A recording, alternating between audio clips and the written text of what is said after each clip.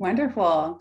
Good morning, good afternoon, and good evening to everyone. I know, as Gina mentioned, we are a globally connected group here.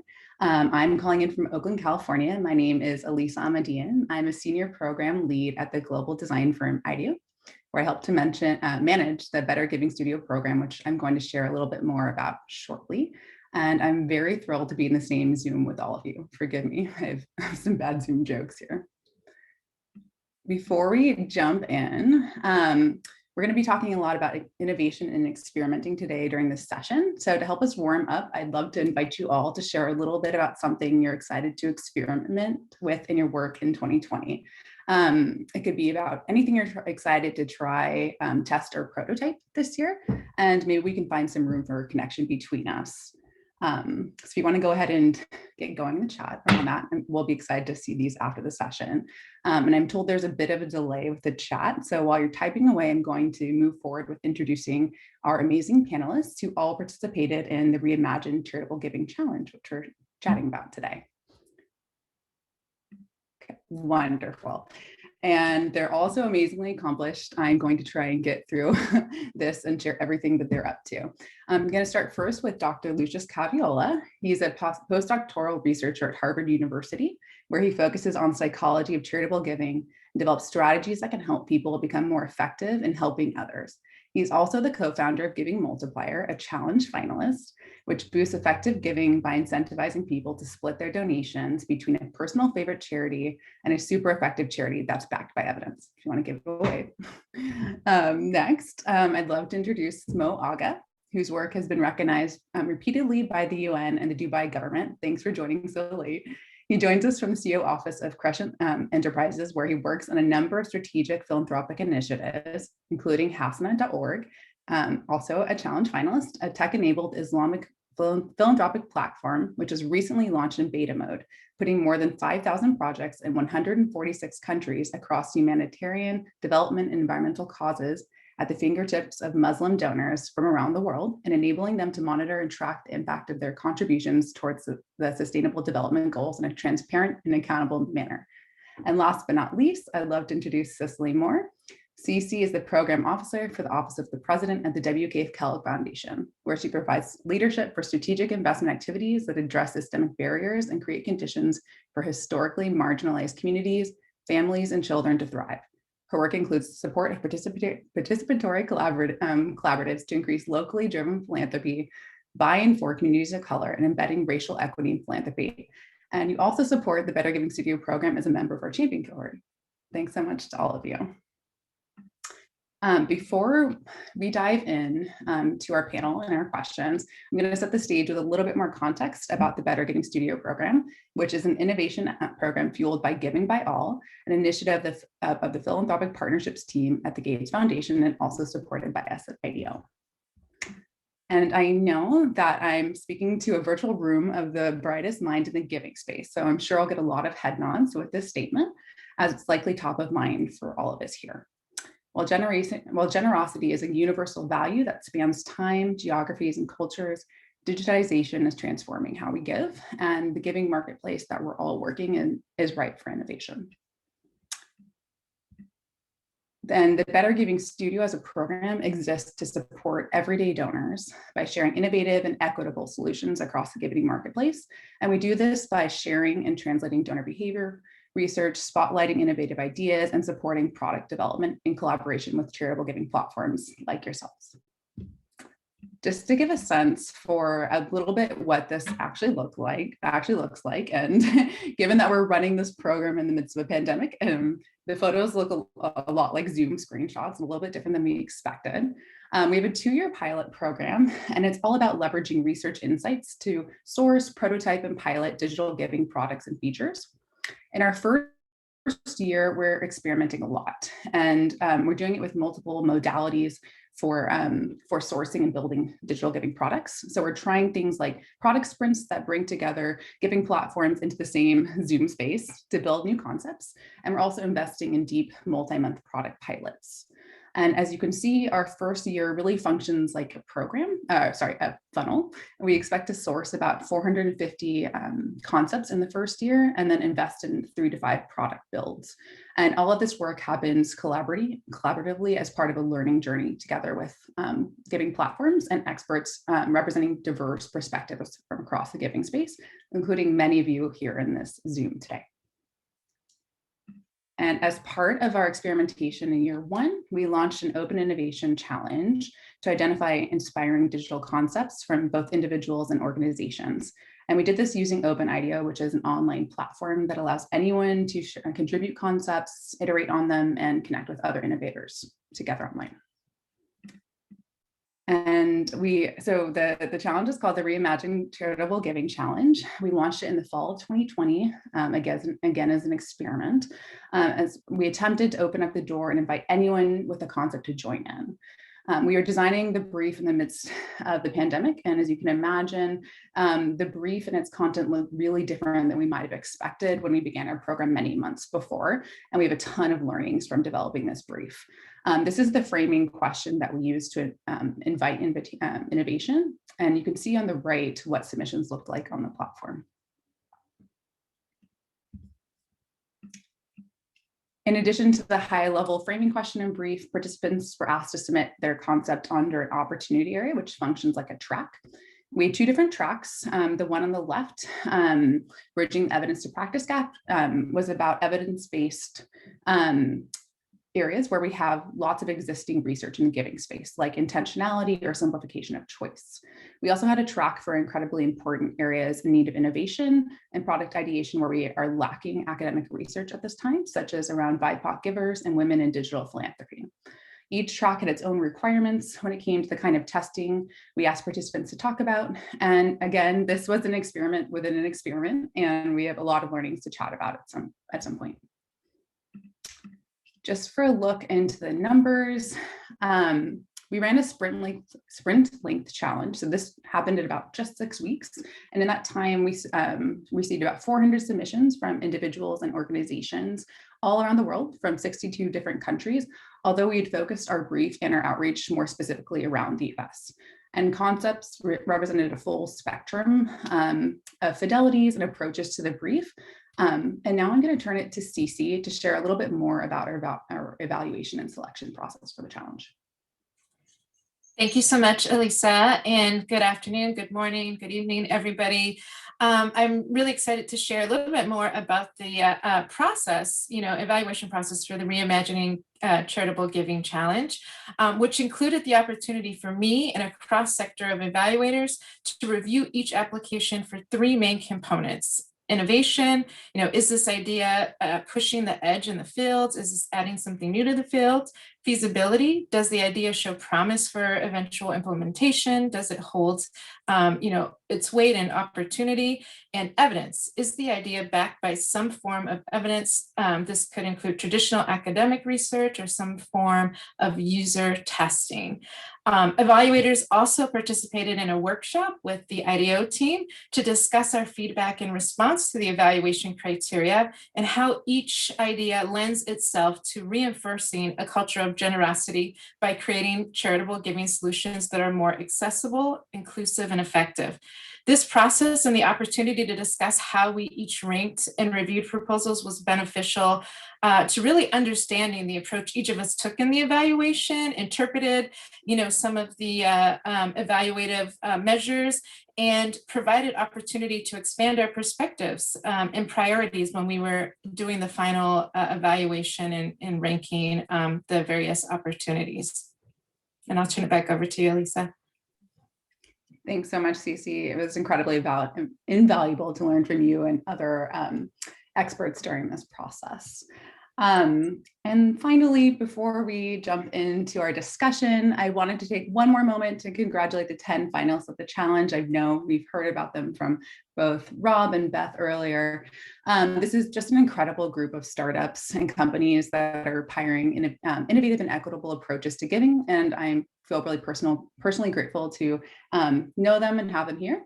All of them are here today, so please take the time to meet them in the networking lounge after this. And this is the perfect segue to our panel. Wonderful. So I have a question for each of our speakers here today.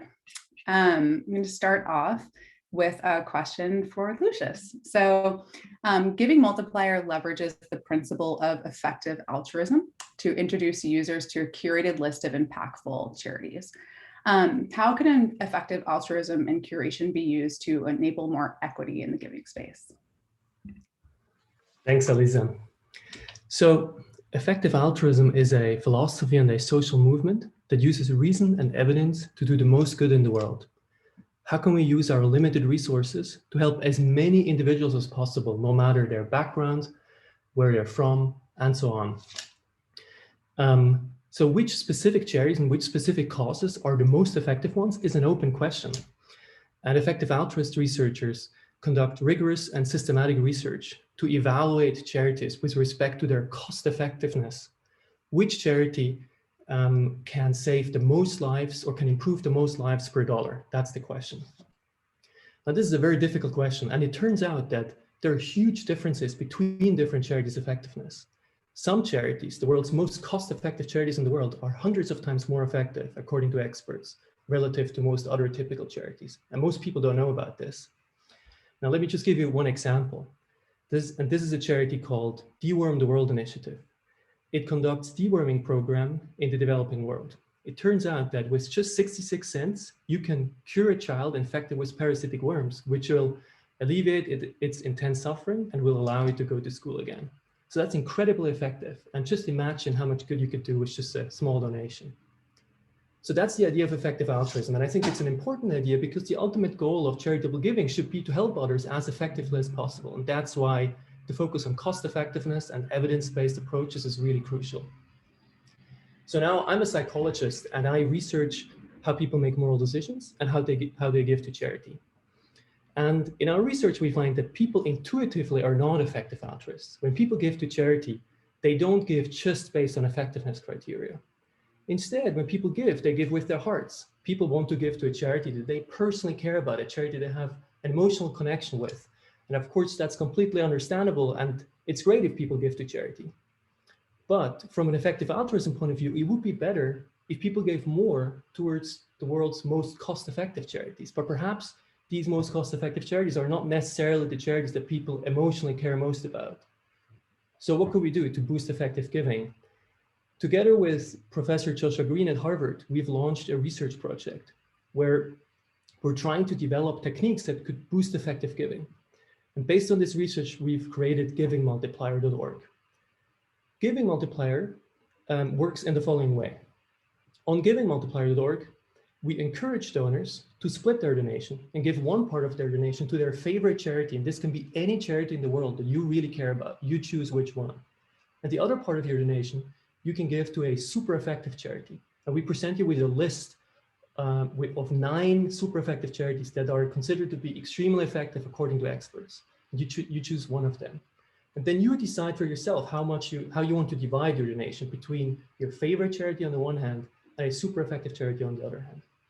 And then to incentivize donors to use our donation system to make such a split donation, we match their donation. So we'll add on top of your donations if you make such a split donation. And what we found in our studies and on our website with thousands of participants and hundreds of donors is that this technique works surprisingly well in really substantially boosting amounts to effective charities. And we also find that most donors really like to give in this way.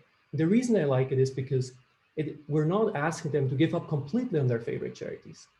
Instead, we allow them to continue to give with their hearts while also giving with their heads. And this is why it works so well. Thanks so much. Thanks, Lucius. I'd encourage everyone to go check out Giving Multiplier. I've used it a few times and it's incredibly fascinating. All right, Mo. Hasana is designed to maximize the impact of Islamic almsgiving for all causes and people from all faiths. And as many of us are trying to build more digital giving products that reflect and celebrate givers according to our unique backgrounds and identities, whether it's cultural, racial, or otherwise, what should we always keep in mind when designing? Thanks, Elisa. Great question, and thanks for the fresh introduction, by the way. Well, I think we can all agree that the pandemic and the new norm accelerated the fourth industrial revolution. And this presents a momentum that we have to capture, especially with the new digital lifestyle that we're living. So to your point on what to keep in mind to celebrate users from all backgrounds in a digital giving context, I'd say we need to focus on the human-centric aspect of a digital platform. And I'll take Hasana as an example. We try to connect the users amongst each other in terms of donor to donor, donor to beneficiary organization, and the beneficiary organizations amongst each other. Not only we believe that this will elevate the levels of transparency and accountability, but also we think that overall, it will bridge the divide between the humanitarian and the development space. Secondly, any digital platform should adopt fostering inclusiveness. At this decade of delivery, I believe everyone has a role. So every donor and participating organization on Hasana, no matter how small or large, they are able to connect their work to the progress towards the Sustainable Development Goals. There's a dashboard, we call it the Impact Dashboard, where they can record all of their activity on Hasana and offline. So they have a single reference to measure progress towards the SDGs over time, and also to benchmark it against the things that they are really passionate about outside of what the global agenda is. And lastly, data, or the balanced amount of information. That is really the responsibility of every digital platform, because we're swimming on top of undercurrents of millions of data points, hundreds of millions of data points. And any digital platform should provide its users with unbiased information to enable them to make informed choices, and especially for the donors, enable them to practice their social entrepreneurship, to deploy not only their capital, their leadership, and their passion in their experience. And similarly, the recipient organizations, with the data points that we accumulate over time as a digital platform, we can analyze that information, tell them what's working, what are good trends, what are bad trends, what are the user behaviors, so they all become super performing charities, to Lucius' point. And eventually, we elevate the entire sector's performance, and the beneficiary organizations will be able to practice their fair share of stakeholder capitalism, which I believe is not exclusive to the profit world. Thanks so much, Mo. Also encourage everyone to check out hasana.org. So Cece, in my presentation, I talked a little bit about the process that we use for both tracking concepts in the challenge and evaluating them around evidence. And in the wider grant making and funding space, we know that it's common to require rigorous research and evidence. During the challenge, we experimented with our dual track system, with one track using a broader definition for what constitutes evidence. We learned that we could have done more to design an equitable experience. From your perspective, what are some learnings or insights you have around this challenge and your work every day as a funder? Sure. Thank you, Elisa, for that question. You know, some of the insights from the challenge were that process matters as much as outcomes, right? We received a limited number of proposals from women and Black, Indigenous, people of color communities. And much of that, I think, was attributed to barriers in some of the application process, including the timeline and emphasis, you know, on a sprint timeline, language, and emphasis also on evidence-based solutions. When the timeline is short and the requirements for evidence high, we have to think about who is going to be most prepared to take advantage of this opportunity and how this might disadvantage communities that have been historically marginalized, especially when we're talking about digital tools and the data and digital fields where there is still little representation of communities of color.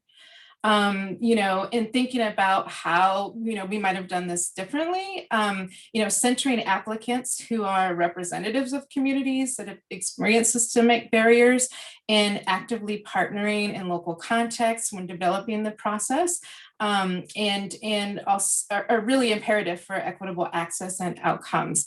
And so, you know, some things that we might think about and future opportunities are including pre-application support, relationship building within communities, and acknowledging historic barriers and what that timeline might need to be associated to make sure that we have more representation of again, communities that we didn't see a lot of representation in this challenge.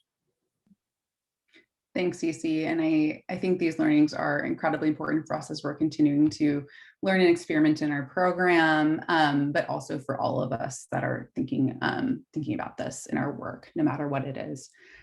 We're running a little bit out of schedule, so I'm wondering if I can put everyone on the spot, if we can do this technically, and just ask a quick question of each of you, a 30-second question. As we're coming out of 2020 and looking ahead at the rest of 2021, I'm just curious in 30 seconds if you want to share something that you're most hopeful for about in your work in terms of the impact you're hoping to create, knowing that we have 200 folks in the room that might be able to support you in that. So if anyone wants to take a go, just in one sentence or two.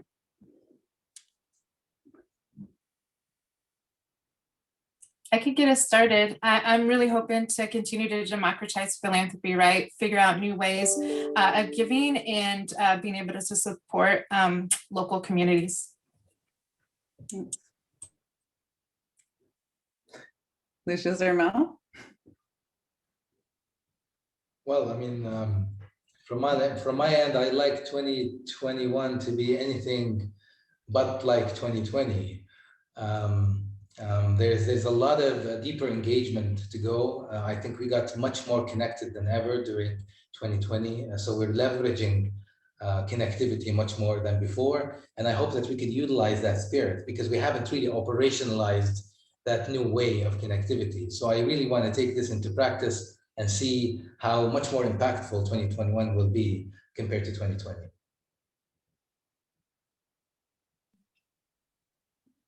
Amazing. Lucius, would you like to share, or otherwise I can wrap this up? You're good? Okay, no problem, thanks. All right, thank you so much, everyone, for taking the time to join us today. We have so much more we'd like to connect with you on as we move forward and experiment with the Better Giving Studio. If you can, after this, head to bettergivingstudio.org. We'd love it if you could join our newsletter to get updates on product concepts emerging from the challenge, our upcoming sprints and pilots, and we're going to start posting them soon. And you can also hear about other ways to collaborate. That's it for today. Now we'll welcome back Beth to give you some more information on the rest of the day, and we'll see you in the networking lounge. Great. Thank you, Elisa, and panelists. What a fantastic conversation. And I'm sure you have gotten everybody inspired and interested, and you'll have quite a number of folks in the networking lounge. So before everybody takes off, and I'm going to sound like a broken record on this, please take a moment to give us some feedback. It's in the feedback tab on the homepage. You'll see individual session surveys as well as feedback for the whole day. We really want to hear from you so we can transform and iterate this event along the way. And coming up right at 10 o'clock is the networking lounge, which we've mentioned a few times. After that are the pop-up giving circle, virtual site visits, and then the 3D networking lounge. And then at noon Pacific time, we'll have we'll close out the day with facilitated small group conversations, reflecting on all the ideas and concepts that we've heard today. So thank you, everybody.